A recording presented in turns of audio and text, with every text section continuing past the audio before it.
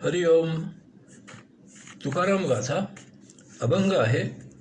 अंतरींचा घेतो गोडी, पाहे जोडी भावाचे.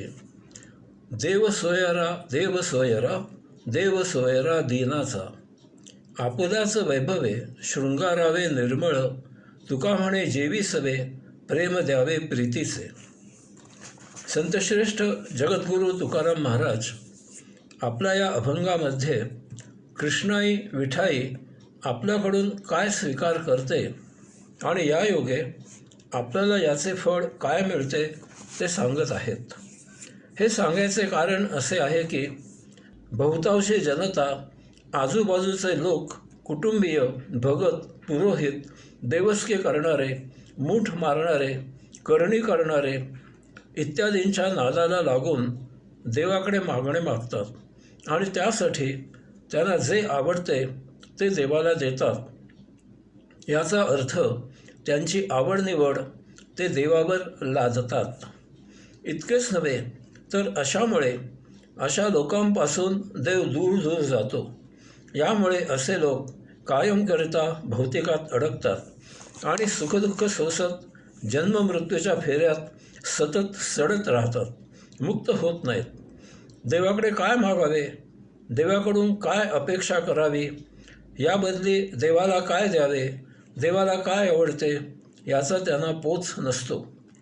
देवाला प्रसन्न करून आपल्या भौतिक गरजा भागविण्याच्या कामाला देवाला लावायचे नसून आपण जन्मापूर्वी, जन्मतःच आणि जन्मानंतर जे आहोत ते देवत्व आपण प्राप्त करायचे आहे. आपण देवासारखे देवस्वरूप व्हायचे आहे. मानवी देहाची यासाठी योजना आहे. ही जाण मनुष्य तर प्राण्यांना नाही. यासाठी मानवी योनीमध्ये त्याला अनुसरून आपल्याला प्रगल्भ बुद्धी, दीर्घ स्मृती, अनन्यसाधारण देहयष्टी दिलेली आहे.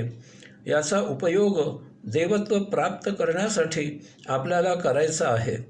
तुकाराम बुवांनी या अभंगामध्ये आपल्याला यासाठी मार्गदर्शन केले आहे. अभंगाचा चरण आहे. अंतरीची घेतो गोडी. आवड असली की गोडी लागते आणि मग यासाठी सवडही मिळते. परंतु त्यासाठी मुळात आवड असावी लागते. आवड याचे सविस्तर निरूपण आपण सुंदरते ध्यान यामध्ये पाहिले आहे. भौतिक आवड ही व्यावहारिक, तात्पुरती, कामचलाऊ असते. काम झाले, व्यवहार झाला, तेवढ्यापुरती नड पुरी झाली की ती आवडही नष्ट होते. तीच गोष्ट आवडेनशी होते, त्यात स्वारस्य राहत नाही, रुची कमी होते. मग अशी गोष्ट समोर आली तरी आपण ते टाळतो. तुकाराम बुवा सांगतात की अशा आवडीला विठाईच्या द्वारे कवडीचीही किंमत नाही. विठाईला कायम शाश्वत स्वरूपी आवड मंजूर आहे. कायमस्वरूपी एकच गोष्ट या ब्रह्मांडात आहे आणि ती म्हणजे विठाई. म्हणून कोणी स्वार्थाने काही साध्य व्हावे यासाठी विठाईच्या द्वारे सेवेला रुजू झाला की विठाई त्याच्याकडे ढुंकूनही लक्ष देत नाही. उलट विठाईचा कोप होतो आणि अशाला शिक्षा दिली जाते. याचे कारण असे आहे की अशा स्वार्थाने भौतिक गरजा पुऱ्या व्हाव्यात, येथील वस्तुजगताचे जास्तीत जास्त उपभोग घ्यायला कायमकरिता मिळावेत, त्यासाठी या भवसागरात कायम राहावे यासाठी असे लोक प्रयत्न करत असतात, त्यासाठी झटत असतात. कोणीही या भौतिक भोगापवर्गतेमधून मुक्त होऊन विठाईकडे यात्रा करण्यासाठी उत्सुक नाही. बहुतेकांना भौतिक मौज मजा चंगळ हवी आहे आणि तीही अमर्याद हवी आहे. यासाठी विठाईने त्यांना मदत करावी अशी त्यांची अपेक्षा आहे. विठाईने मानवी देह भवसागरात डुंबत राहण्यासाठी दिलेला नाही, तर भवसागर पार करून विठाईमध्ये समर्पण होण्यासाठी दिला आहे. कारण ब्रह्मांडामधील विश्वलीला अवलोकन करायला आलेला अंशात्मा या मानवी देही यात्रा पूर्ण करून पुन्हा विठाईमध्ये समर्पण व्हावा अशी यामागे योजना आहे. या ब्रह्मांडामध्ये सर्व काही वर्तुळ पूर्ण करत आहे, तसेच हेही आहे. याचा अर्थ स्पष्ट आहे की मानवी देही आपण मुक्त होण्यासाठी साधना उपासना करावी असे विठाईला अपेक्षित आहे. त्यासाठी कोणी काही मागितले तर विठाई त्याच्यावर प्रसन्न होते, त्याला स्वस्वरूप प्राप्त होण्यासाठी मदत करते. इतकेच काय, तर कोणी यासाठी काही प्रयत्न करत असला आणि त्याने काही मागितलेले नसले तरीही विठाई आपणून त्याच्या सहाय्याला धावून येते. त्याच्यावर विठाईची कृपादृष्टी होते, कारण अंतरीची घेतो गोडी ही विठाईची भक्ताकडे लागलेली आस आहे, ओढ आहे. त्या जगतजननी विठाईला भक्ताची ओढ आहे. आता साहजिकच विचार येतो की विठाई अंशात्मक असून ती आपल्या अंतःकरणात आहे. मग तिला काय आवडते, काय रुचते ते आपल्याला कसे कळणार? आपल्याला तर बहुतांशी लोक, आपले पालक, पुरोहित सांगतात तशी पूजा, अर्चा, विधी, सोपस्कार आपण करतो. त्यामुळे आपल्या दैनंदिन गरजा पूर्ण होतील असेही ते सर्व सांगतात. स्वाभाविकच सर्वसाधारण बहुतांशी लोक तसेच करतात, कारण सर्वांनाच अशा संसारिक गरजा भागवल्या जाव्या असे वाटते. आता येथे आपल्याला तुकाराम बुवांचा हा अभंग मार्गदर्शन करतो. विठाई अंशात्मक स्वरूपात आपल्या आत अंतःकरणात आहे आणि म्हणून तुकाराम बुवा सांगतात की आपल्या आत जी नैसर्गिक गोडी, आवड आहे तिचा स्वीकार विठाई करते. आपल्या आत नैसर्गिक आवड, गोडी काय आहे हे आपल्याला कसे कळणार, यासाठी काही गोष्टी जाणून घेऊ. संपूर्ण आयुष्य बाह्यभागी पूजा, अर्चा, विधी, सोपस्कार करणारे आपले कुटुंबीय, नातलग, अन्य लोक सदा आनंदात दिसतात का? त्यांच्या 7 पिढ्यांमध्ये कोणी संत, महात्मा, योगी, संन्यासी, मुक्त झाल्याचे एखादे तरी उदाहरण आहे का? तसेच असे विधी, सोपस्कार यासाठी देव आणि आपण यांच्यामध्ये दलाली करणारे, मंत्र म्हणून देवाला आपल्यासाठी कामाला लावणारे, मंत्र सामर्थ्याने देवाला मूर्तीमध्ये स्थापन करणारे, नंतर पुन्हा मंत्र म्हणून देवाला मूर्तीमधून विसर्जित करणारे कधी सदा आनंदात दिसतात का? अशांच्या 7 पिढ्यामध्ये कोणी संत, महात्मा, योगी, संन्यासी, मुक्त झाल्याचे एखादे तरी उदाहरण आहे का? याचे उत्तर आपल्याला नकारात्मक दिसून येते, कारण विठाई अंतरीची घेतो गोडी.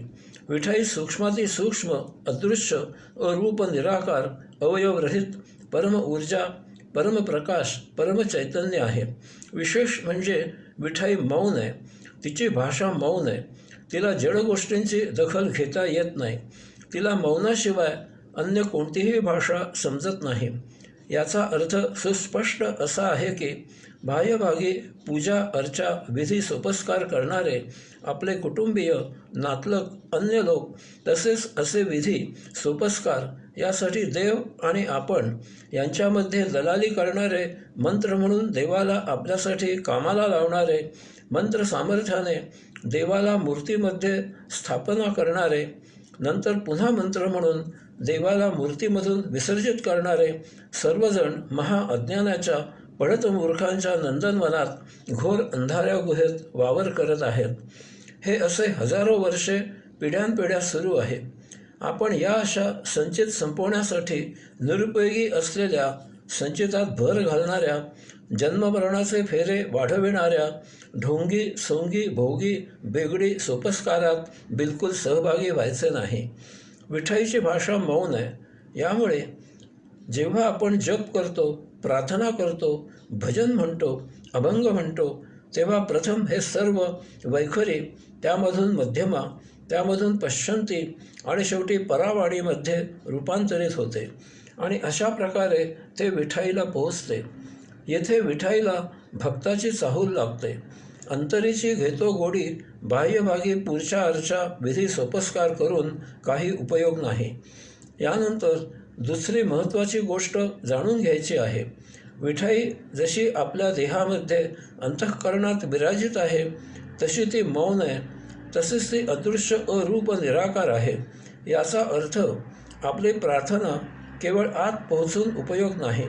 त्यायोगे आपले विठाईजवळ साध्य झालेली जवळीक योग प्राप्त होण्यासाठी रूपांतरित झाली पाहिजे.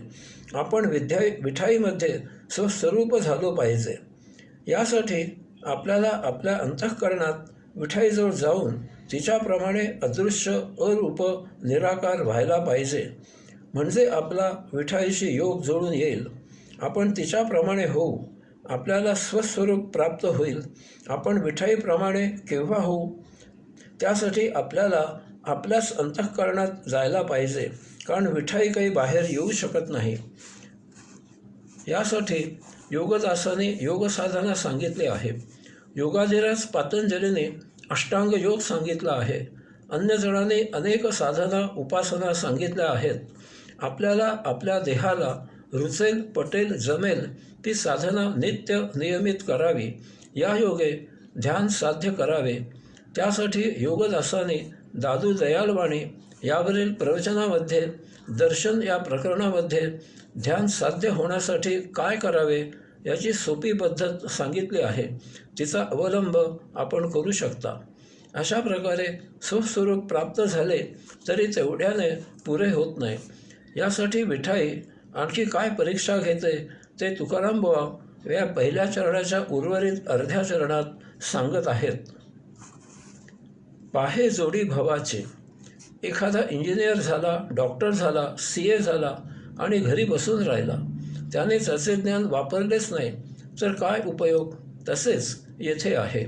अंतःकरण स्वस्वरूप प्राप्त झाले तरी त्यातच शांत सुखाय जगणे झाले. पुढे विठाईमध्ये समर्पण होण्यासाठी यात्रा केलीच नाही तर याचा काय उपयोग? अशाचा कोणालाही उपद्रव होणार नाही आणि उपयोगही होणार नाही. नुसतेच भव्य फूल, त्याला रंग, वास, सौंदर्य, औषधी गुण वगैरे काहीही नाही.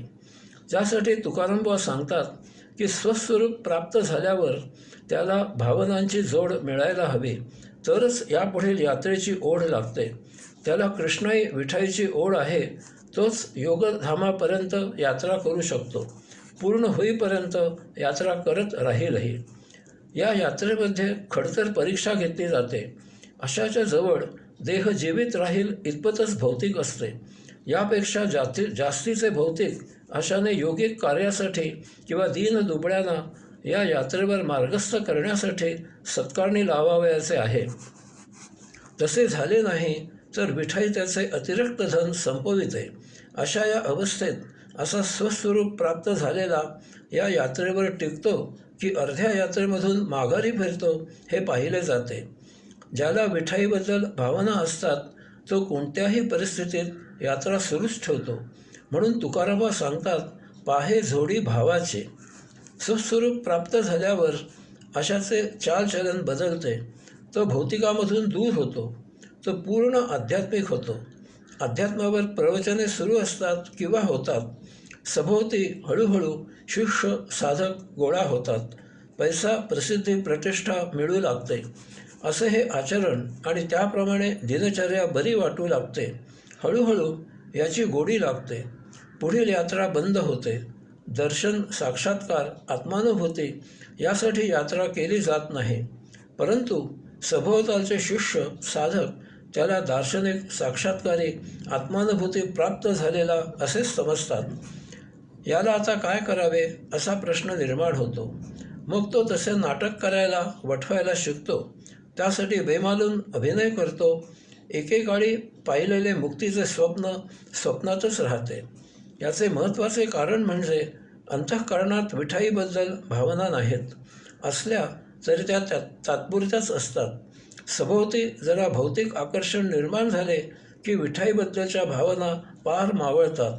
यास्तव तुकाराम बुवा सांगतात की विठाई अंतरीची घेतो गोडी, पाहे जोडी भावाची. अशा दोन्ही गोष्टी पाहिजेत. अशा दोन्ही गोष्टी ज्याच्याजवळ असतात तोच योगधामेची यात्रा पूर्ण करून विठाईमध्ये समर्पित होतो, साक्षात्कारित होतो, मुक्त होतो. तुकाराम बुवा पुढे सांगतात, देव सोयरा, देव सोयरा, देव सोयऱ्या दिनाचा. येथे सोयरा हा शब्द 3 वेळा आहे. कारण विठाई भक्तांजवळ 3 प्रकारची नाती जोडून असते. 1. पुरुषोत्तमामधून आत्मांश स्वनिर्मित सृष्टी सौंदर्य अवलोकन करण्यासाठी जीवाच्या अंतःकरणात वास्तव्याला आला.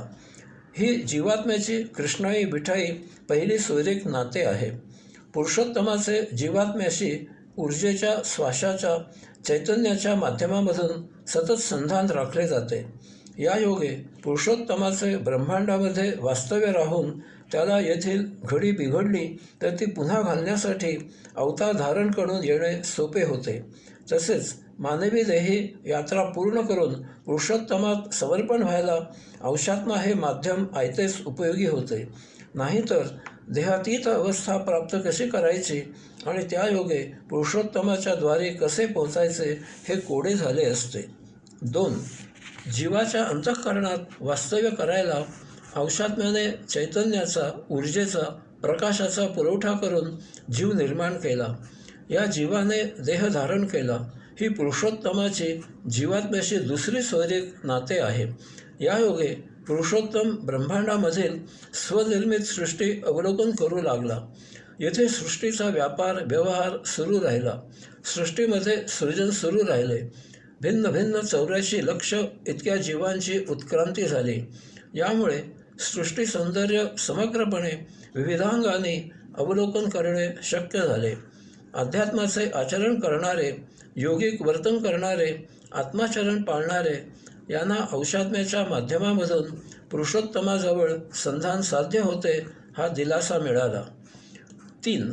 वैष्णव धर्माचे पालन करणाऱ्यांना, योगिक आचरण करणाऱ्यांना, दीन दुबळ्या असहाय्य निराधार जीवांना अंशात्म्यापर्यंत पुरुषोत्तमाकडून नेहमीच जगण्याची उमेद मिळते. त्यांना अडचणीच्या काळी सहाय्य केले जाते. आयत्या वेळी कोणी ना कोणीतरी हरिरूपाने अशांच्या पाठीशी उभा राहतो. ही पुरुषोत्तमाची जीवात्म्याशी तिसरी सोयरीक आहे, नाते आहे.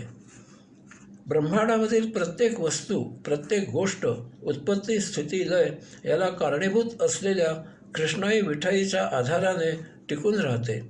त्याच्याशिवाय येथे काहीही असणे केवळ असंभव.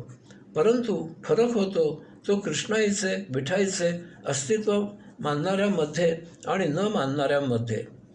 कृष्णाईने स्थापन केलेल्या वैष्णव धर्माचे पालन केल्याने आपल्यामधील अंशात्मा आपोआपच कृष्णाईच्या चैतन्याने, ऊर्जेने प्रभावित राहतो. या योगे आपल्याकडून स्वाभाविकच योगिक आचरण होते. आपले संचित सहजच संपते आणि त्यात नवीन भर होत नाही. हा कृष्णाईचे अस्तित्व मानण्याचा प्रभाव परिणाम असतो. या योगे आपले जीवन सदानंदी राहते. आपण स्वाभाविकच पुरुषोत्तमाची यात्रा करत जीवन जगतो. शेवटी योगधामी पोहोचतो. परंतु जे कृष्णाईचे अस्तित्व मानत नाहीत, वैष्णव धर्माचे पालन करत नाहीत, अशांचे आयुष्य भौतिक उपभोगात व्यतीत होते. यामुळे ते स्वतः कृष्णाईचा अंश असूनही त्यांचे संधान अंशात्म्याशी राहत नाही. ते अयोगिक वर्तन करून सतत संचितात भर घालत असतात. असे दीन दुबळे असहाय्य बेवारस झाले तरीही त्यांच्यापर्यंत अंशात्मा पोहोचू शकत नसल्यामुळे ते निराधारच राहतात. सतत जन्ममरणाच्या फेऱ्यात अडकून राहतात.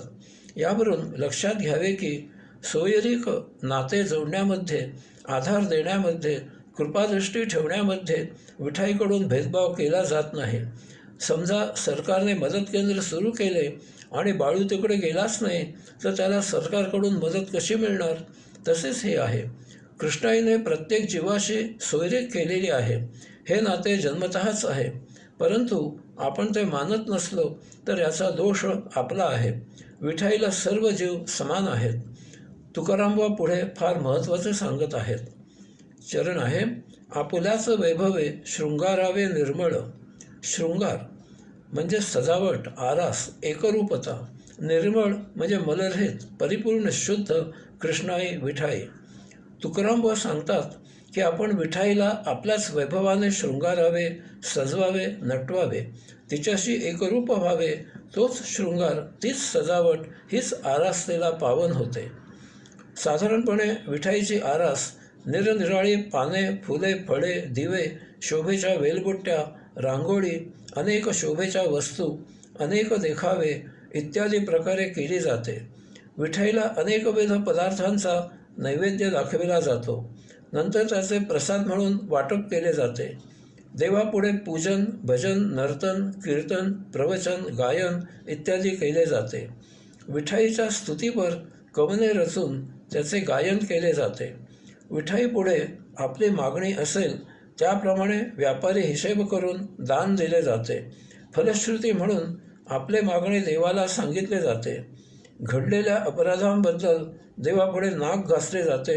क्षमस्व परमेश्वर, क्षमस्व परमेश्वर, क्षमस्व परमेश्वर असे 3 वेळा म्हटले जाते. दिवसेदिवस याला काही ताळतंत्र राहत नाही. देवापुढे आरास करण्यावरच भर दिला जातो. चढाव सुरू होते. लोक ही आरास पाहण्यासाठी गर्दी करतात. देखाव्यांना बक्षिसे दिली जातात. त्यामधील मिठाई लपली जाते, झाकली जाते. गैरसमज आता असा होतो की असे वर्षातून 2-4 वेळा कामधंद्यामधून सवड होईल तसे देवाला सजविले, प्रसाद दाखविलेला, दान दिले, नाक घासले, क्षमा मागितली की देवावर आपल्याला शुद्ध, पवित्र, पापरहित, पुण्यवान इत्यादी करून घ्यायला हक्क प्रस्थापित होतो. अशामुळे देव आपल्यावर प्रसन्न होतो, आपल्या मागण्या पूर्ण करतो. आपण पुन्हा पाप करायला मोकळे होतो. कामावर नोकर ठेवला, त्याला पगार दिला की त्याच्याकडून काम करवून घ्यायचा आपला हक्क निर्माण होतो. तसेच देवाला हे सर्व दिले की तो पावन झालाच पाहिजे असा व्यवहारी हिशेब केला जातो. त्याला पुरोहित खत पाणी घालतात, कारण त्यांना पोट असते. ही आरास, देखावे, पूजा इत्यादी सर्व जड भौतिक असते. कीर्तन, प्रवचन, गायन शब्दप्रधान असते. यामुळे त्या गाभाऱ्यामधील विठाईला ते पोचत नाही, कारण ती सूक्ष्माती सूक्ष्म आहे. मौन ही तिची भाषा आहे. यास्तव तुकाराम सांगतात की आपल्याच वैभव हे शृंगारावे निर्मळ. आपल्याकडे काय आहे वैभव? विठ्ठलाची सजावट करायला आपल्याकडे आपले म्हणून असे काय आहे? त्यायोगे आपण विठ्ठलाची सजावट करू शकतो. बाह्यभागी आपल्याकडे वैभव आहे ते वैष्णव म्हणून आपली ओळख असणे. प्रत्येकामध्ये आत्मा आहे हे ओळखून सर्वांशी प्रीतीने व्यवहार करणे, सर्वांचा मान, सन्मान, आदर, सत्कार करणे, भेदाभेद, भ्रम, अमंगळ हे ओळखणे. कोणीही नीच नाही आणि कोणीही उच्च नाही. जात धर्म म्हणून ओळख हवीच असली तर माणूस ही जात आणि माणुसकी हा धर्म. वास्तवात याची काहीही गरज नाही. वैष्णव ही बिरुदावली आपल्यासाठी पुरेशी आहे. त्यायोगे आपली ज्ञानेंद्रिये याला अनुसरूनच बाह्य ज्ञान ग्रहण करतात. अन्य गोष्टी आपल्या ज्ञानेंद्रियांकडूनच नाकारल्या जातात, तेथेच गाळणी केली जाते. यायोगे आपल्याला अंतस्वैभव प्राप्त होते. आपण नित्यनियमित ध्यान साध्य करतो. यायोगे अंतस्इंद्रिये, बुद्धी, स्मृती, मन आपोआपच आपल्या ध्यानक्रियेत सहभागी होतात, कारण बाह्य भागामधून अयोगिक ज्ञान ग्रहणच होत नाही. यामुळे या अंतस्इंद्रियांना याशिवाय काहीही काम उरत नाही. याचा प्रसाद म्हणून आपल्याला विठ्ठलाचे दर्शन होते. आपण साक्षात्कारी होतो. यथाकाळी आपण स्वस्वरूप प्राप्त करतो. आपण विठ्ठलामध्ये समर्पित होतो, विठ्ठलामध्ये एकरूप होतो. यापेक्षा या जगतात आणखी उच्च शृंगार तो कोणता आहे? तुकाराम पुढे म्हणतात, तुका म्हणे जेवी सवे प्रेम द्यावे प्रीतीचे. तुकाराम सांगतात की अशा प्रकारे विठ्ठलामध्ये समर्पण झाल्यावर आपण पैसा, प्रसिद्धी, प्रतिष्ठा याकडे पाठ फिरवतो. आपल्याला कोणी याची भुरळ घालू लागला तर आपण त्याच्याकडे पाठ फिरवतो. आपण निरपेक्षपणे विठ्ठलाचे काम, वैष्णव धर्माचा प्रचार आणि प्रसार करू लागतो. याचा परिणाम म्हणून आपण धनसंग्रह, जनसंग्रह, विचारसंग्रह यापासून दूर होतो.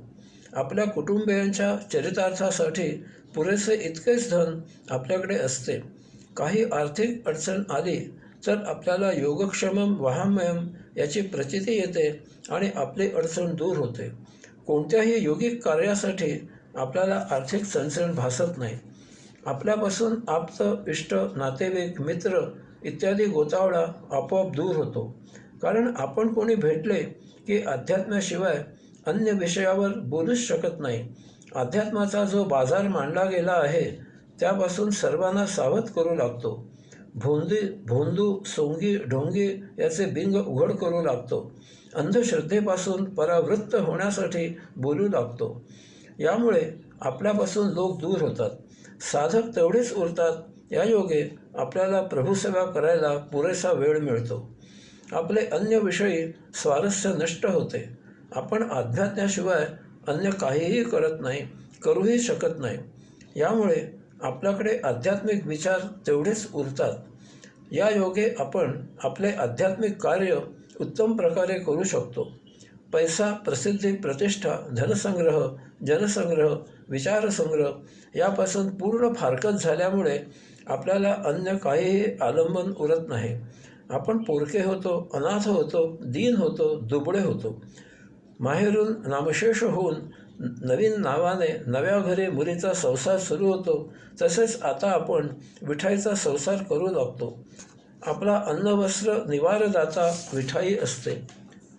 यालाच येथे तुकाराम बुवाने तुका म्हणे जेवी सवे, आता देव आपल्याबरोबर जेवू खाऊ पिऊ राहू लागतो असे म्हटले आहे. यामधून हळूहळू विठाईशिवाय अन्य विषय नष्ट होतात. आपण विठाईशी एकरूप होतो. प्रेम द्यावे प्रीतीचे, विठाईवरील प्रेमाचे रूपांतर प्रीतीमध्ये होते. आता आपण विठाईचे म्हणजे आपलेच काम आपण करत असतो. आपण आपला उल्लेख त्रयस्थ म्हणून करू लागतो.